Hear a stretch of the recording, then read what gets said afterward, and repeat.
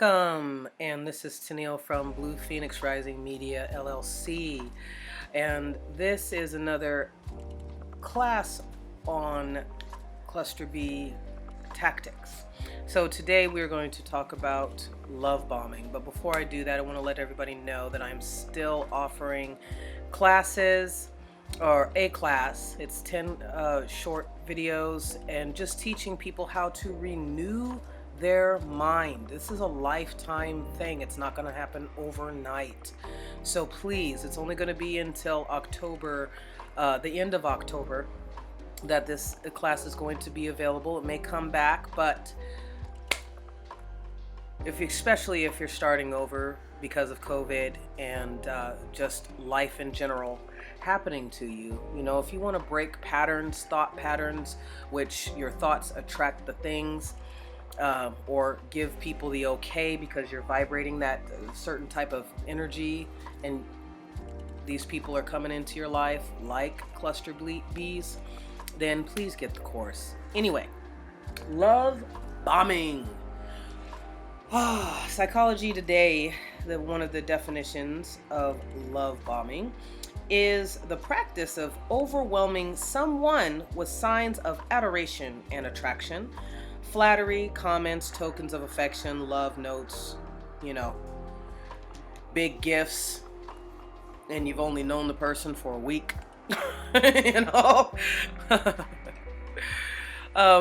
So this is a tactic that people under the cluster B personality disorder use to basically, it's used as a manipulation tool to catch you off guard. Because when you raise somebody up, right? When you raise somebody up and then suddenly tear them down, that person is going to be wondering, what the heck did I do, and how can I get back to the you that I first was introduced to? But this was a false self. This was a false person.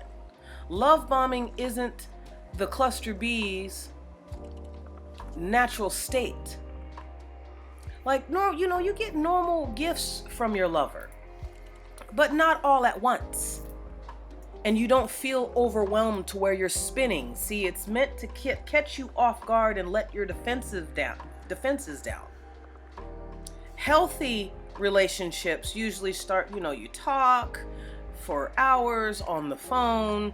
I know when I was younger, it was at least 3 to 6 months before the talking got annoying, and then you started hanging out more, but it was balanced, it was even. It was healthy.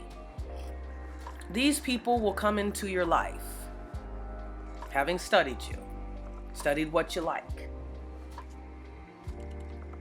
give you everything that they've observed that you need, especially emotionally. But remember, these people aren't emotional in the sense as like we are. They get their feelings hurt when they don't get their way, and they go into a rage. They don't feel empathy or compassion or remorse.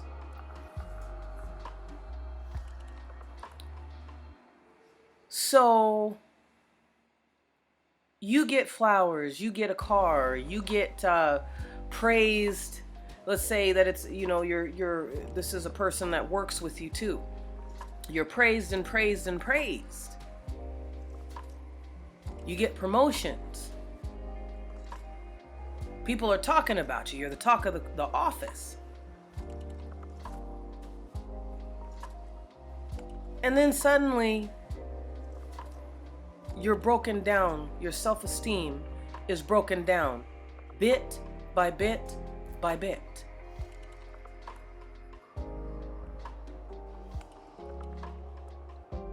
The love bombing was done only to bring you in, to get you to be enamored by this person, to get you to think that this person is everything that I have ever wanted. Oh my gosh, look at what they're doing. Look at how much they love me. It's not love. And bombs cause destruction. It's like giving somebody a sugar-coated or a honey-coated piece of rat poison. My experience with this was a few years ago, living with the person. They had answered my call for help. I was about to be homeless. I had already spent 2, going on my 3rd night on the streets with my fur babies. They drove 2 hours to come and pick me up, me and my fur babes. Once we got to their place, within a week, I was told how attractive I was. Mind you, this was not a date or any love interest on my part. Was not attracted to this person. But I was grateful that this person came when even family ignored my call for my plea for assistance. And it wouldn't happen all the time. This person, fortunately for me, I guess, this person couldn't keep their mask on because they had been living, this person was in their 50s. They had been living like this, in this toxic, have this toxic aura around them. They had been living like this for so long that they were so arrogant as to think that their tactics were going to work every time. And they were going to get the results that they were hoping for. So the arrogance caused her mask to slip rather quickly. And besides, as an empath, I could sense that something was off, even in all of my confusion with dealing with losing the life that I had known and feeling a lot of pain and hurt surrounding that.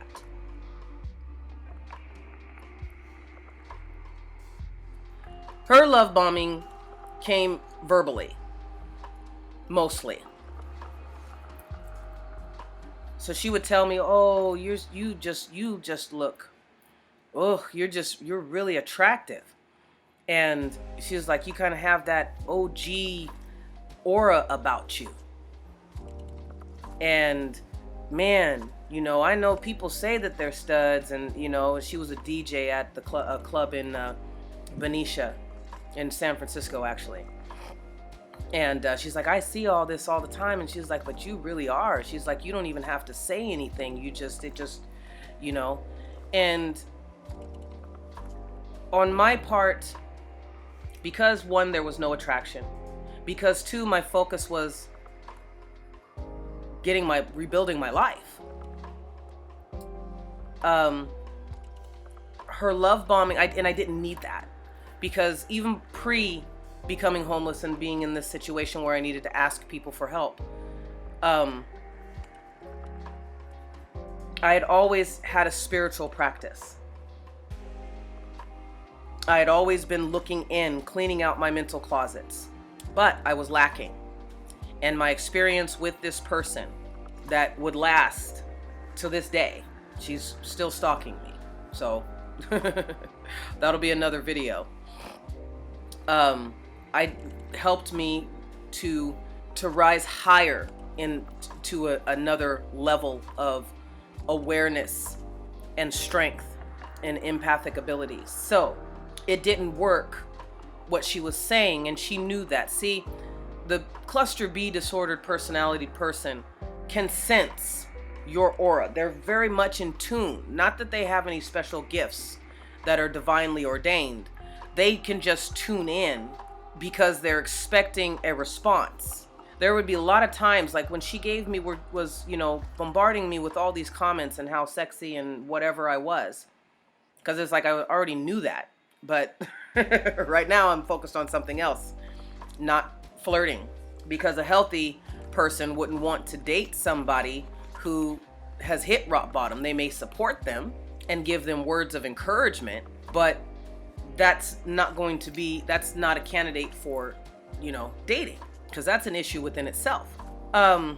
So anyway, because that didn't work, she immediately went into a rage.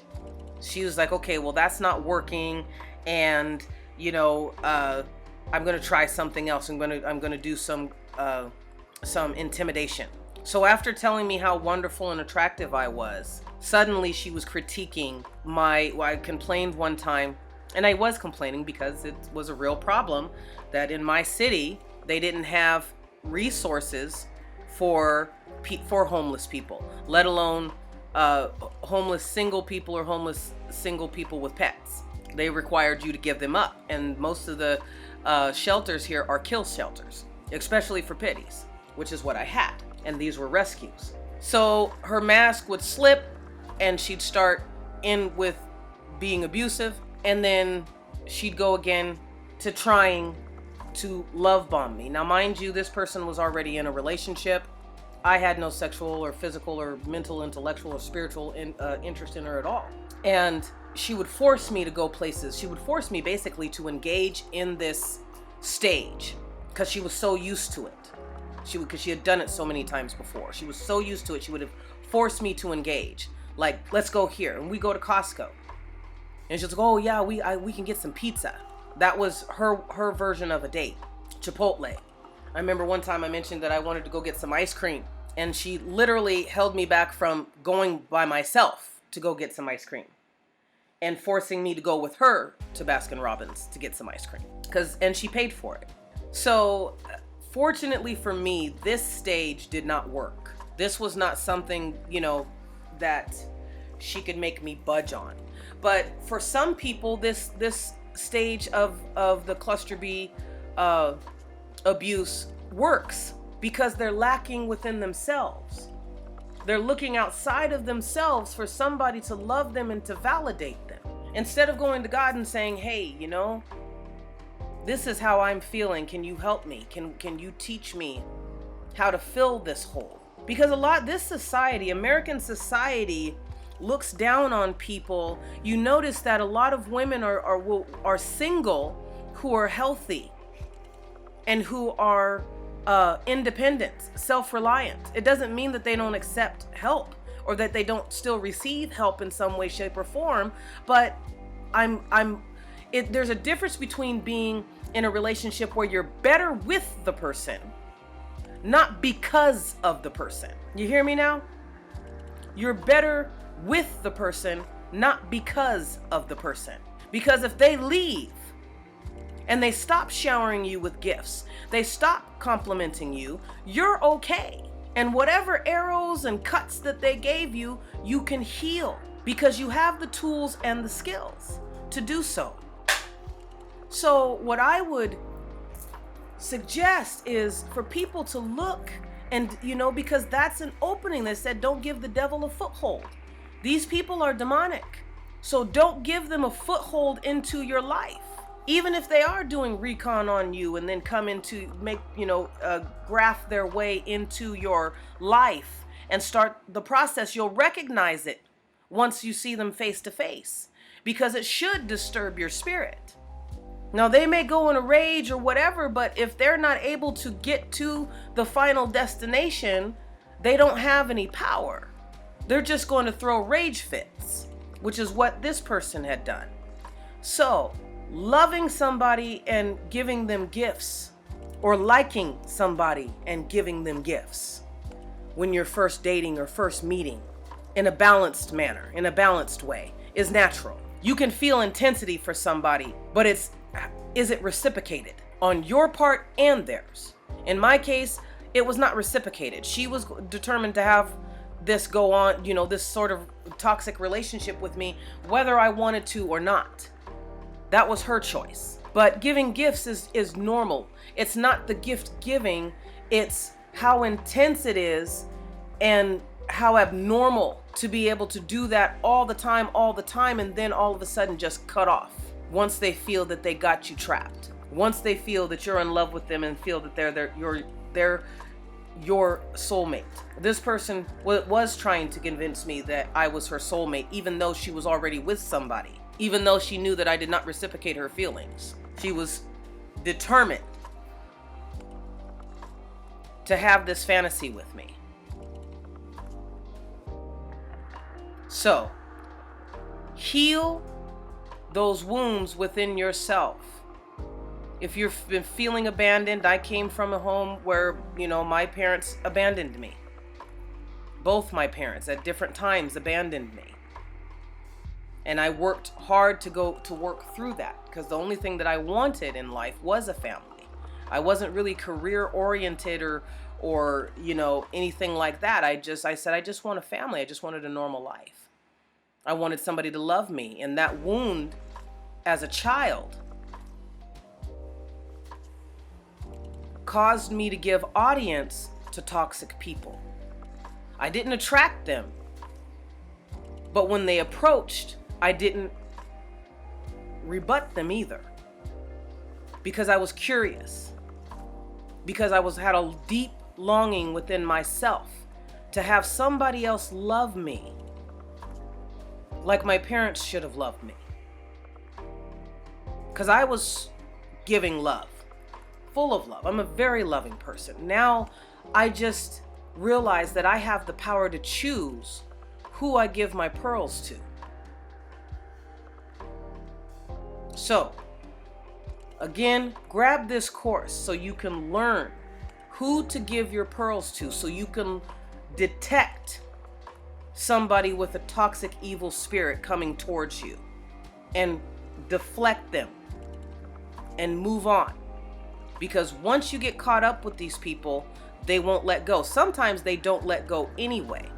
But just from my experience, they will keep their distance and the tactics stop working. They're going to, like I said, these people are null and void of any type of boundaries, of any type of conscience. No empathy whatsoever. So they don't know when the cutoff point is. They're trying to get to end result, and they'll keep doing the same thing over and over and over again. But they get weak when the more you deflect, the more you protect yourself. So anyway, stay tuned for the next video on cluster B tactics, the definitions. I'm not sure what I'm going to go over next. I have so many ideas, but I'm kind of trying to do this in order, but I don't really think it's going to be in order. Anyway, peace and God bless.